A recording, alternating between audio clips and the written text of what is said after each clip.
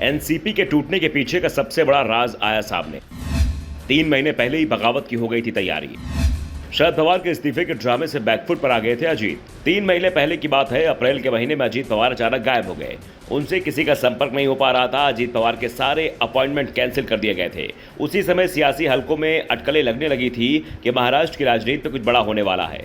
दावे तो यहां तक हो रहे थे कि अजीत पवार दिल्ली में बीजेपी नेताओं से मिले हैं, महाविकास अघाड़ी टूटने वाली है। अजीत पवार के पास एनसीपी के 40 विधायकों का समर्थन है और वो चाचा शरद पवार से बगावत कर बीजेपी शिंदे गुट से हाथ मिला सकते हैं। लेकिन इस सियासी ड्रामे के बीच 2 मई की तारीख आ गई। अचानक ही शरद पवार ने अपने इस्तीफे का ऐलान कर दिया।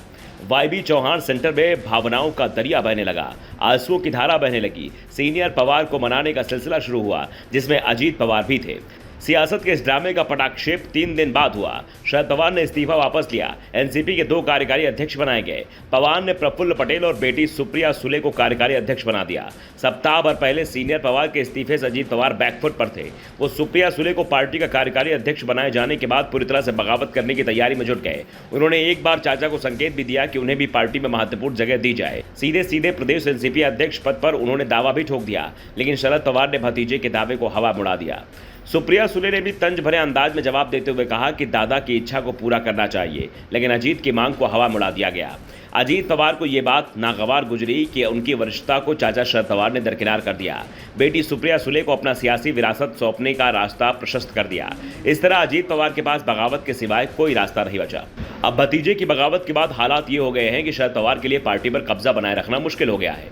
एनसीपी के 53 विधायकों में 32 से अधिक अजीत पवार के साथ हैं और करीब 16 विधायक ही पवार के पास दिख रहे हैं। सियासत की कड़वी हकीकत का सामना शरद पवार को करना पड़ रहा है। मुंबई सीनियर पवार की राजनीति का सेंटर थी। उसी मुंबई को छोड़कर उन्हें राष्ट्रीय कार्यकारिणी की बैठक के लिए दिल्ली कूच करना पड़ा। आज की तारीख में सच्चाई तो यही है कि ना पार्टी का नाम उनके पास है और ना ही निशान। शरद पवार एनसीपी और उसकी पहचान घड़ी को बचाने की कोशिश कर रहे हैं। इस वक्त भी महाराष्ट्र को छोड़कर बाकी राज्यों और कई जिलों के प्रभारी उनके साथ हैं, लेकिन शरद पवार को अफसोस इस बात का है कि सत्ता की चाबी भतीजे के पास है। वैसे अजीत पवार की बगावत को लेकर भी कई सवाल उठ रहे हैं। शरद पवार तो ये संकेत दे चुके हैं कि 2019 में अजीत पवार ने जो बगावत की थी उसकी स्क्रिप्ट उन्होंने लिखी थी। दावे तो इस बार भी कुछ ऐसे ही हो रहे हैं। कहा जा रहा है कि अजीत पवार, छगन भुजबल, प्रफुल्ल पटेल समेत एनसीपी के 6 मंत्रियों पर भ्रष्टाचार के आरोप हैं और कभी भी केंद्रीय एजेंसी ईडी या सीबीआई इनके खिलाफ एक्शन ले सकती है, जिस कारण से इस बार बगावत हुई है। लेकिन एक सच ये है कि 64 साल के अजीत पवार चाचा शरद पवार की तरह ही राजनीति के दांवपेच में माहिर रहे हैं। वो साल 2009 रहा हो या फिर 2014, चाचा के खिलाफ उनकी नाराजगी सरेआम हुई है।